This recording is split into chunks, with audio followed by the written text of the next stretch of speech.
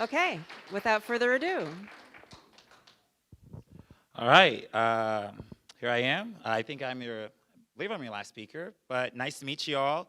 I'm Jayson Toweh, and I'm one of the congressional candidates for District 7. I just want to start off thanking the Cherokee Democrats, along with overall the Democrat Party in Georgia, and I really appreciate all the folks that came out here. I want to also thank all the speakers beforehand. And it's interesting, it was interesting hearing a lot what you've done. It's even, I think Case had just mentioned about a lot of the film industry, and I remember back when I was in high school working at OFS and really working to convert that, and it's been really interesting and with that, and then but also seeing how things have shifted. And with Larry, I can feel with you on the fights and powers of how we can actually have environmental protection. I was working in EPA during Trump 1, and that was always interesting. And I'd like to say, Tony, welcome. Glad to have you in the race. And honestly, thank you for your service, and thank you kind of to really bring a lot of energy to this district as we work to make this competitive. So I just wanted to start with a little background, and then I'll go forward. But, I just wanted to say that I was born in Cobb County, and I was coming from a family of service members, of union leaders, and of farmers.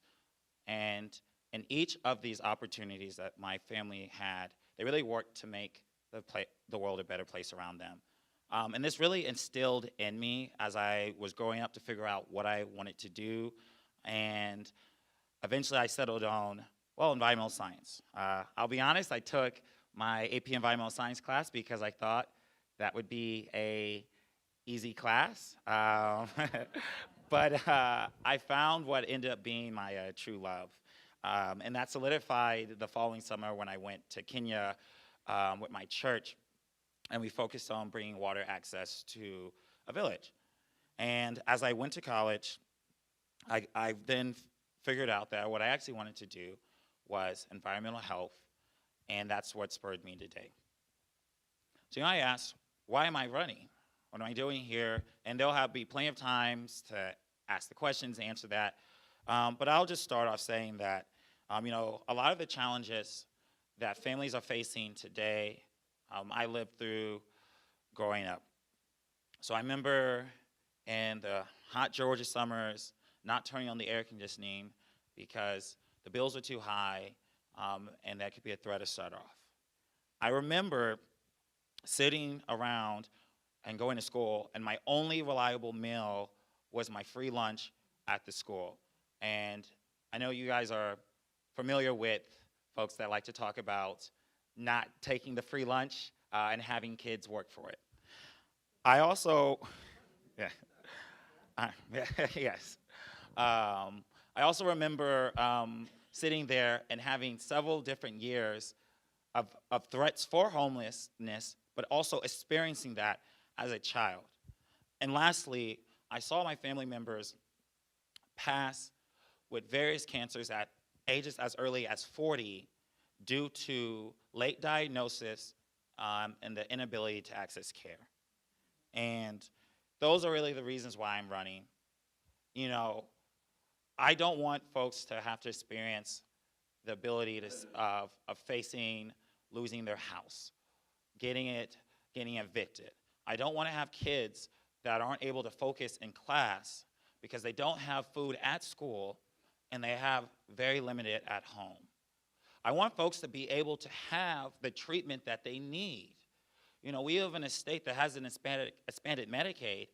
We live in a state that has obviously a lot of folks on Medicare really using the critical resources that have been useful. But we sit here and now we have threats to both coverages. We have folks that are exposed to, whether it's extreme weather events, they lose power at home.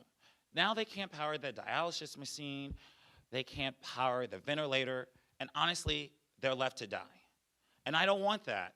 With all the rural hospital closures across the state, with all the shortages we've seen as we fired our critical federal workers, I want to really work for us. And even here, as we're in Cherokee County, and a beautiful county with a lot of nature, and we sit here, and right now, we're under the risk of having large corporations come in for things like data centers to suck up all the water, pollute the water, raise our energy costs while they all get a tax credit. That's not fair.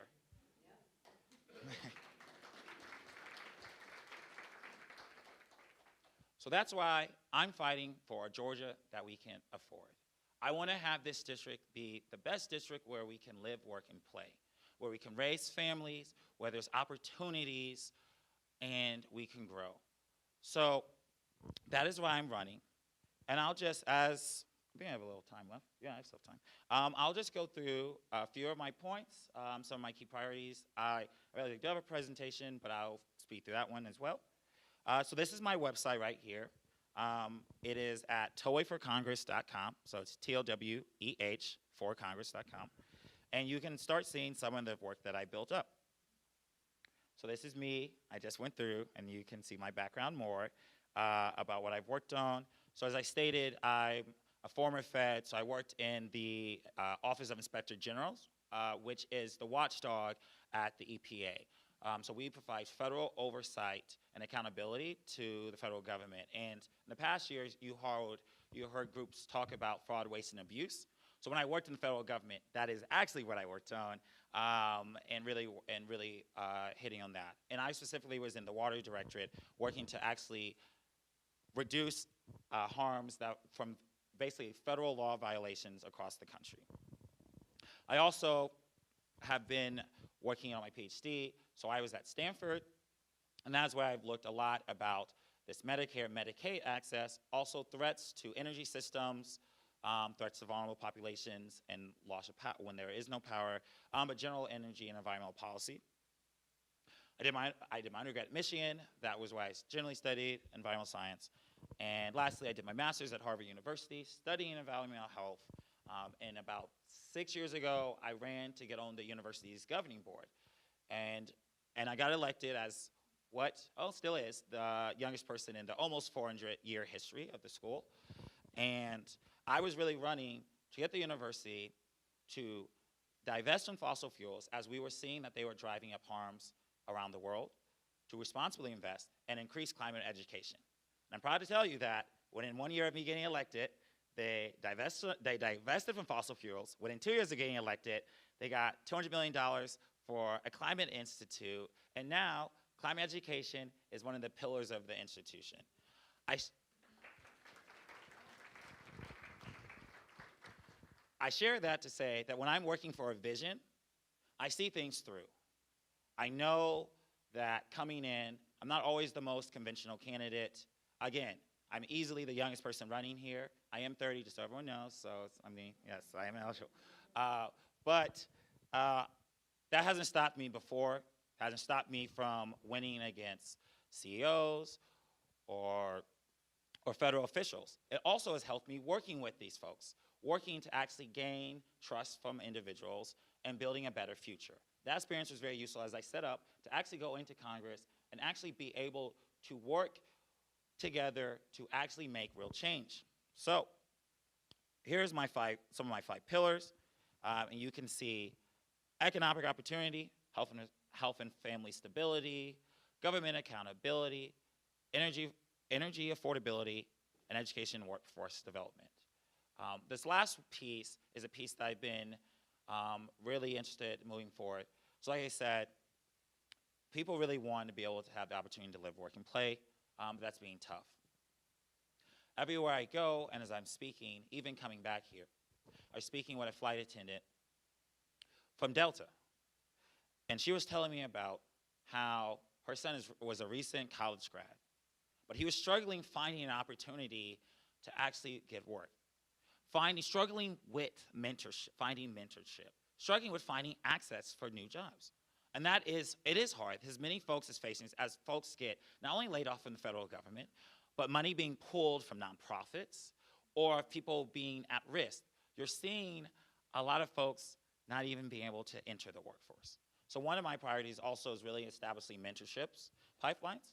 So that's really partnering up a lot of local youths with folks that are experienced and really just gain the ability to actually thrive later. I'm hoping that we can do that. like I said, I feel like I've touched on, I would say, all of the other ones, but, and I'm really cognizant on time, but I'll just kind of end with back on my health care, because that's a huge one. In the last few days, I was talking with one of the folks that is left vulnerable during these outages. And they had talked about the lack of access that they would have to their medication, what would be hundreds of thousands of dollars. That currently is not able to be insured at their home. And the second they cut power, they were vulnerable and at risk. That was just one person. In this state, we have thousands and thousands of people like that. We have not addressed this at all. We have fortunately even just started to talk about this briefly they've started talking about at the state legislature. But on the federal side, we have not. The person who was working on this, who I was working with, like many folks, eventually lost their job. So as I close up, and I will just briefly go through, I'm not going through all these, but I'll briefly go through. I'm trying to bring a pragmatic impact to this district. I'm really trying to bring sensible policies that can move forward. I'm hoping that we can work on public accountability. Honestly, build our base and really work for it. I've always been a public servant, as stated as it says, results driven. I make broad change. And as one of the fastest growing areas in Georgia, we really want to make a difference. One thing that I'd be remiss that I haven't brought up is, now this is in Forsyth, but I've been very intrigued with the NHL interest in coming to the district. But also not only about the intrigue of the team, but how can that strengthen small businesses? How can we actually have folks and bring revenue into the area? Because right now, we'll need to boost that up for various reasons, especially if you follow any of the proposals, any of the tax proposals that are being planned in the legislature. We need more revenue in the state to prevent everyone getting sales tax increase. So really interested on that. And yeah, as I wrap up, I'll just show a couple of pictures. This is my dog, JoJo. I got her in the pandemic. So yeah, she was a rescue from Tennessee. This is my mother, Sharon. She's a vet, but she's also someone with many pre-existing conditions. And I always say she's one of the main reasons I really went into a lot of this work because I've almost lost her. And I'm fortunate that she was able to get to the hospital in 20 minutes after a heart attack. But if it was an hour, she would have been dead. This was at my campaign event last week, supportive family and friends. And then still same, and then there's me, and then this is just me saying that I'm running in 7 overall. So thank you for your time, and I look forward to the questions moving forward.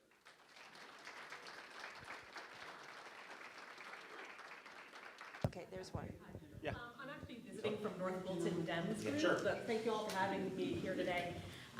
For my two environmental candidates, so for Larry and for Jayson, tell us a little bit about what you would do in terms of whether it's Plant Vogel or things with the Public Service Commission to make sure that we get our energy rates low enough to prevent some of the issues that you've talked about. Yeah, so the Public Service Commission has been one of the folks that, some of the groups that I've been in contact a lot. So I've shared and met with Peter Hubbard, and I've been very close contact with Angela Presley, who's running for the Public Service Commission right now. In terms of what I've been talking to them about, so is really, we have basically these tax credits and subsidies for data centers right now. Immediately those need to be gone. There's like tomorrow, so that's number one. And really also working then on if we are building up these big infrastructure projects, how are we actually, what are the agreements? So right now, a lot of times, like they've been getting tax breaks, but they haven't really been responsible on having on-site generation. So then it's been driving up. And if they do have on-site generation, it is a lot of times natural gas.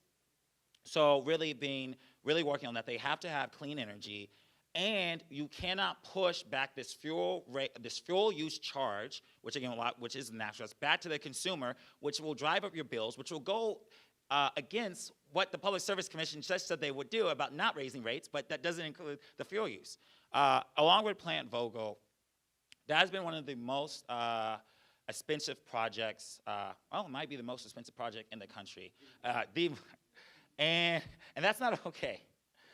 So we cannot have, because for whatever reasons, and there's various, because that costs so much, that should not be passed back to us. But unfortunately, it has been with Georgia Power. And as a whole, that's really working.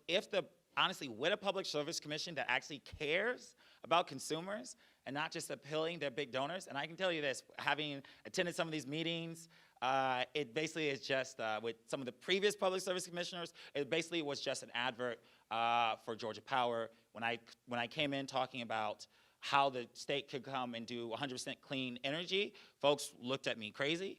They also were recommending that we cut forests down and do renewable natural gas. And I was just like, bro, like, do you even think about the needs of folks? So those are some of my things. I've heard a lot from you guys, and all four candidates are incredibly diverse. I've got a loud voice. If you guys can't hear me over there. I have a simple question associated with the power. You have to ask yourself, why is a multi-billion-dollar company running ads in the state of Georgia that proclaim that they're doing the right thing for energy and spending hundreds of millions of dollars? We have a sole source energy supply in the state of Georgia that is controlled by a Public Service Utilities Commission who has become so corrupt and out of touch with what the consumers are doing. Are any of you guys proponents for taking this sole source supply of energy away and actually bring capitalism in, rather than all the other places where capitalism seems to thrive and destroy our economy? The one sector that is absolutely controlled is energy. Can we break away from sole source? Just one thing I was going to say on that.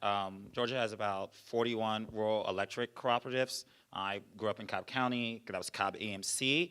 One thing to really help with building this out is really making sure that our rural electric cooperatives are strengthened to show that we don't need the one single big entity controlling the majority of the state. So really ensuring that, and that's why, like I said, a lot of the work I did was looking at some folks that were at risk in these. Because if those are strengthened up, the argument saying that, hey, this can be done without this single entity is key. And yes, I will fight in Congress for that.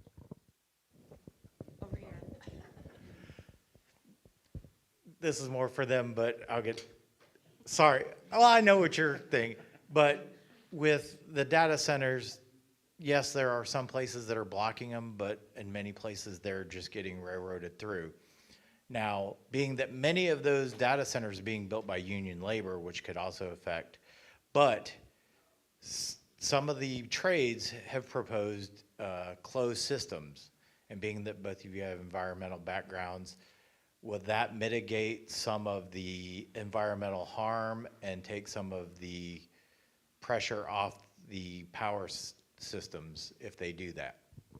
Okay, so yeah, and I would say in terms of following about a county that has been working on this, Hall County's successfully had a moratorium on a data center development out there. So it's interesting to follow some of that to see what's been going on.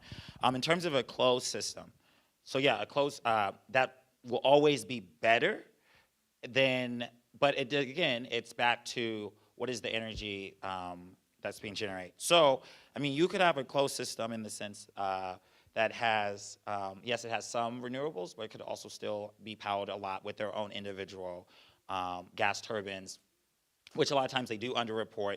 Especially a good case to look at is in XAI in Memphis. I did some work on that about the health impacts, along with also Union of Concerned Scientists. So I was a fellow there last year, and we recently put out a large study about what are the health impacts of data centers in different areas. So yeah, so a system that they're running themselves helps to not have it leach off of our own resources in terms of driving our prices up. But it's not necessarily precluded of still any risk, and we still have, well, now I'll stay off that one for right now. Well, Well, my thing was, I was understanding that, but not having the close, that brings the unions to fight harder to get those made, because if they put the moratorium, then you're taking union work away.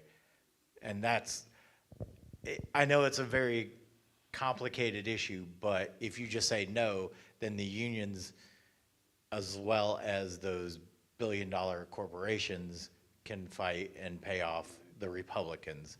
So it's kind of a, And I think all four of us have said that we support bringing union work to this district. So even though that would be an impact, I know that any of us would really work that those jobs are still being brought in.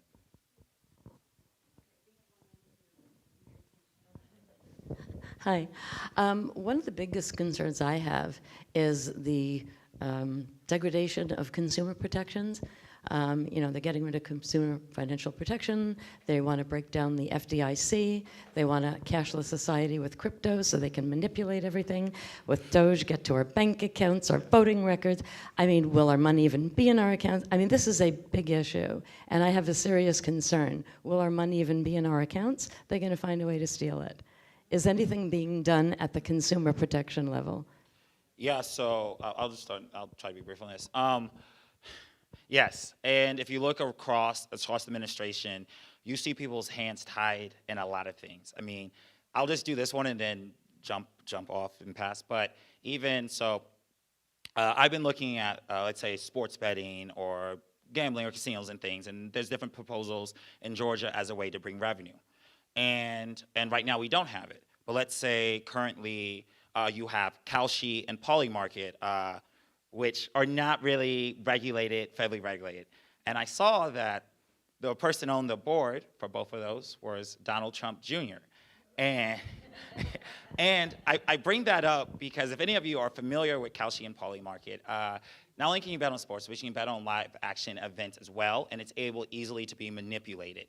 And it has been manipulated in recent weeks. You've just looking last week at some of the stuff that has come out and folks being frauded of money and things. So I say that in the sense of, yes, and that was at least the first thing, but it would obviously, that is no different than a lot of stuff that's going on with crypto. And again, when you're seeing the folks that are involved, again, there's plenty of articles out there where you can see whose son, and it's usually like a son or daughter, is tied to the head of a thing. And then we're seeing this. So we do need to work on this so we can stop to actually increase our protection. Chase, right, who's banking and laundering money for Epstein. It's all connected. Yeah. It's all connected. One more question. None of this other stuff. When you're talking about saving, if you will, Social Security and some of the other the social programs, how do you feel about the pushback by raising the cap that they currently have on income? When that was put on, a lot of people weren't making, money hand over fist. Now you've got 20-year-olds that have never even paid into Social Security because they're making videos, and we have so many more billionaires, millionaires, whatever. I think the cap needs to be raised or removed, and everybody pay in, and overflow will get into all of our social programs. Would you support? Get rid of the cap. I'm sorry? His turn. Oh, I'm sorry. Hi, I was just going to piggyback off that. Oh my gosh. How do you guys feel about universal basic income in regards to filling in those gaps for disability, for retirement, for all of those? Oh, I'm sorry. How about now? Can you hear me? How do you guys feel about universal basic income to fill in those gaps for health care, for disability assistance, for all of that? Well, I think universal basic income is interesting. And yeah, I mean, I think I pitched this kind of really basically trying to guarantee that folks have the opportunity to have a job. And I do think that we need to have levels of support around that if you are struggling, whatever that may be. Right now, so that's kind of where I'm at. I think, like I said, I think it is interesting, but it's something that I'll look and explore. But yeah, right now it's really the access, the guaranteed access to a job, healthcare, be able to save, retire, actually live, however we may get there. Great question. Yeah, so some of my priorities, and I think like many, is really, we talk about affordability, we talk about opportunity.